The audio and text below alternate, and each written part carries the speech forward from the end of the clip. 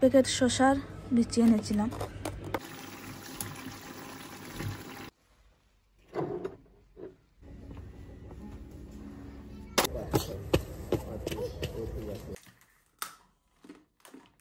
আসসালামু আলাইকুম, সবাইকে আমার নতুন আরো একটা ব্লগ দেখার আমন্ত্রণ জানিয়ে শুরু করছি। আশা করছি আমার আজকে ব্লগটি ভালো লাগবে। সকাল থেকে ব্লগটা স্টার্ট করলাম। সকালের জন্য নাস্তা তৈরি করছি। এখানে আলু, গাজর, তারপরে ডিম, পাস্তা সব কিছু একসাথে সিদ্ধ করে নিচ্ছি। তারপরে পেঁয়াজ দিয়ে ফ্রাই করে নেব। এদিকে ভাতও হয়ে গেছে, মাঠটা ফেলে দিলাম। আমরিনের জন্য খিচুড়ি তৈরি করছি। এটা তৈরি করতে খুব একটা সময় লাগে না, 3-4 মিনিট সিদ্ধ করার পরে ব্লেন্ডার করে নিই, তো হয়ে যায়।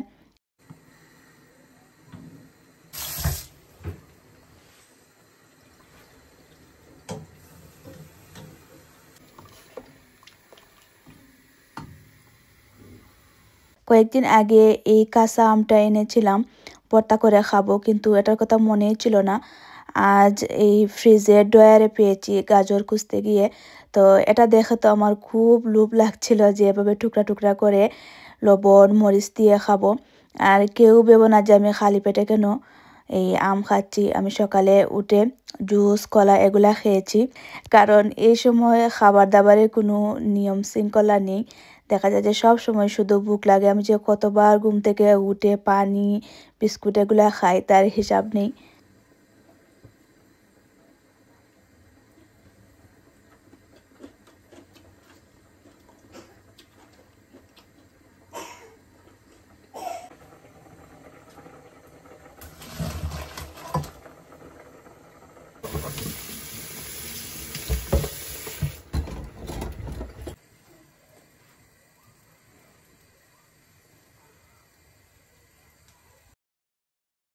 পাস্তাটা একটু বেশি করেই করছি।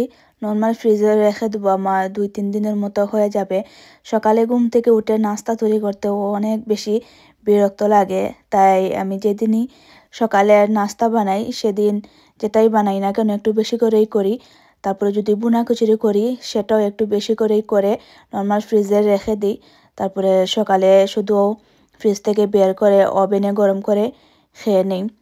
আর বললাম যে আমার একটু পরপরই ভুক লাগে, তো দেখা যায় যে সব সময় ভাত খেতে ভালো লাগে না। এইরকম হালকা পাতলা নাস্তা হলে এই ওভেনে গরম করে খেয়ে নিলেই পেটটা ভরে যায়।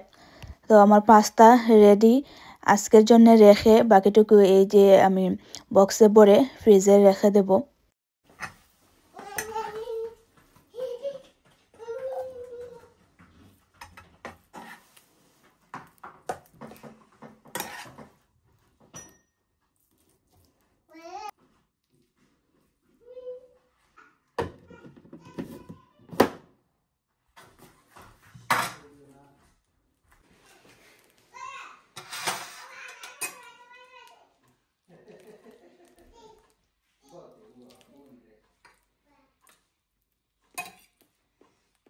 সকালের নাস্তা করার পরে চিন্তা করছিলাম যে আজ কি রান্না করা যায়। হঠাৎ আমার এই আলু গাছের কথা মনে পড়লো। একটু মাটি সরিয়ে দেখি যে অনেকগুলা আলু হয়েছে।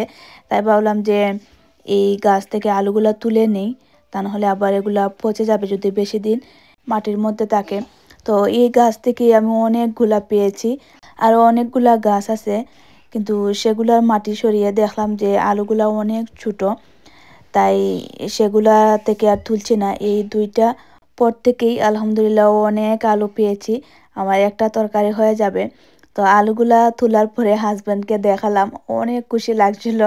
মানে এই বিদেশ আসার পরে এই প্রথম হচ্ছে কিছু নিজের হাতে লাগিয়ে খেতে পারছি। সবগুলো আলু তোলার পরে হাজব্যান্ডকে দেখালাম যে গাছ থেকে এই আলু পেয়েছি, তুমি কি দিয়ে খাবে।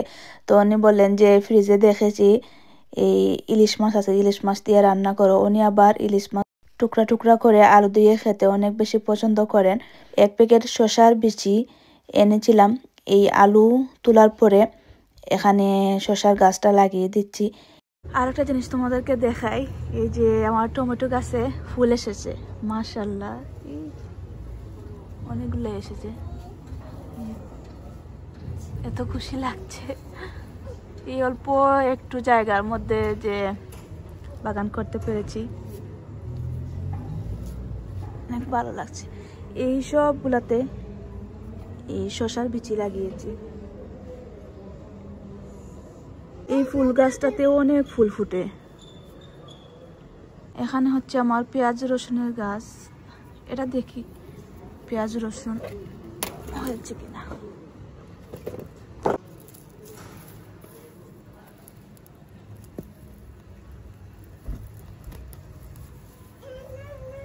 না, এখনো হয়নি। এটা রসুনের গাছ। তরকারির মধ্যে দেবো। ভাত বসিয়েছি, আর আগে তরকারি ছিল, এগুলা গরম করছি। এটা হচ্ছে আমের টক, যে ফ্রিজ থেকে ইলিশ মাছ বের করলাম। আর এই যে আলু। এই ইলিশ মাছের সাইজটা অনেক সুন্দর, বড়ও না ছোটও না মিডিয়ামও না, মানে আমাদের দুইজনের জন্য পারফেক্ট।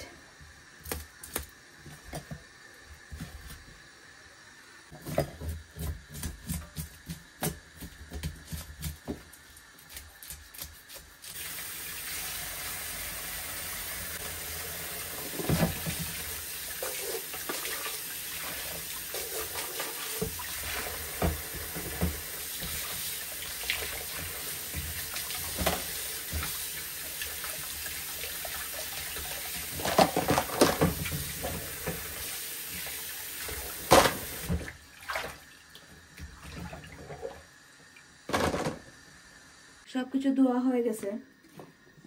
এই দুইটা গাছ থেকে এই আলুগুলা পেয়েছি। রমজানে আরো এই 4-5টার মতো আলু পেয়েছিলাম আর দুইটা গাছ থেকে, তো সেগুলা দিয়ে বিনা খিচুড়ি একদিন রান্না করেছিলাম।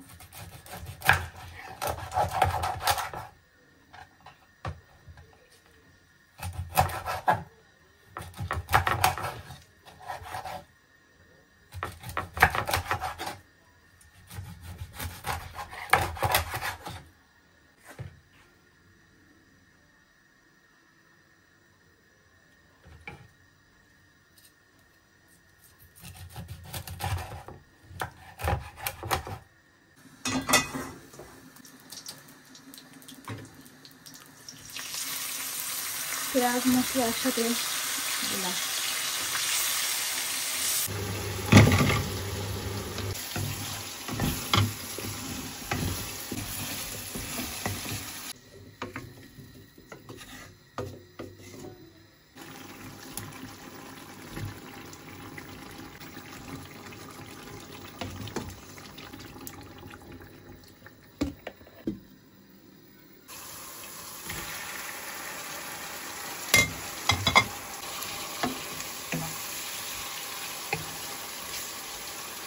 এখন হচ্ছে আলু ভাজি আর শুটকি বসালাম। একসাথে 2-3টা তরকারি রান্না করে রেখে দিচ্ছি, তাহলে কাল আর রান্না করতে হবে না। গাছের পেঁয়াজ আর রসুনের পাতা শুটকির মধ্যে একটু দিই।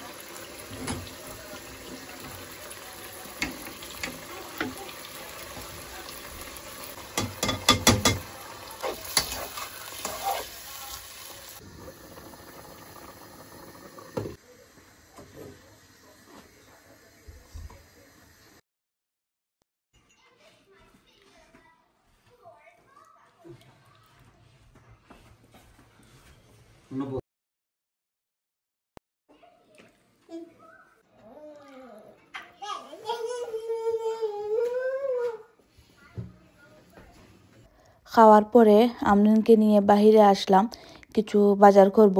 2 দিন পরে হচ্ছে আমরিনের আব্বুর বার্থডে, সেই উপলক্ষে বেলুন, ওনার জন্য গিফট এগুলা কিনবো। তারপরে কিছু বাজারও করব, মানে রান্না বান্নার তো একটা ব্যাপার স্যাপার আছে, ওনার জন্য ছোটোখাটো কিছু আয়োজন করব। তারপরে ঠিক করেছি যে হাজব্যান্ডের বার্থডে কেক আমার নিজের হাতে বানাবো। তো কেক বানাতে গেলে দেখা যায় যে অনেক কিছু প্রয়োজন, বাসায় তেমন কিছুই নেই, তাই কেক বানানোর জন্য সব কিছু কিনবো।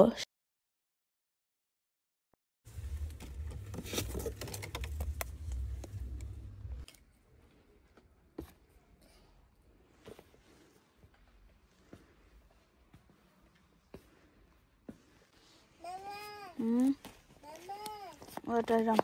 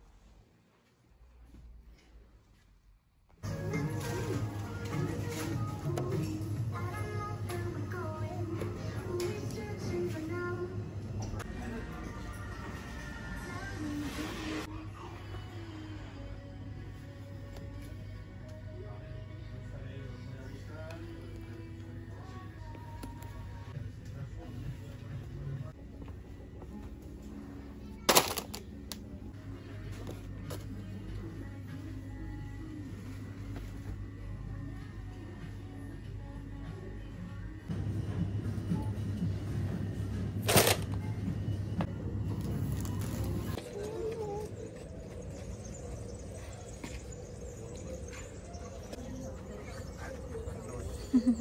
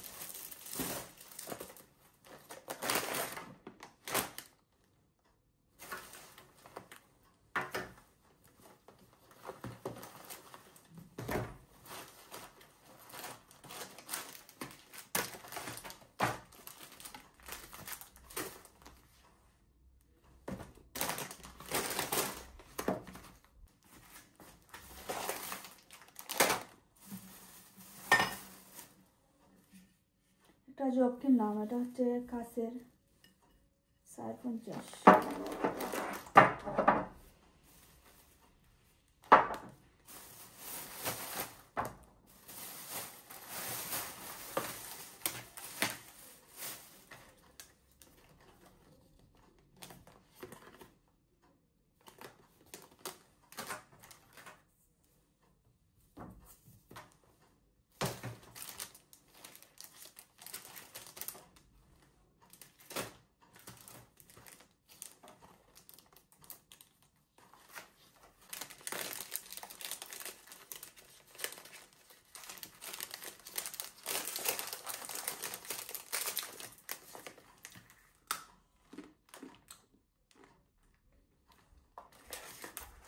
আইসক্রিমটা অনেক মজা, তো এক প্যাকেটে 3টা থাকে।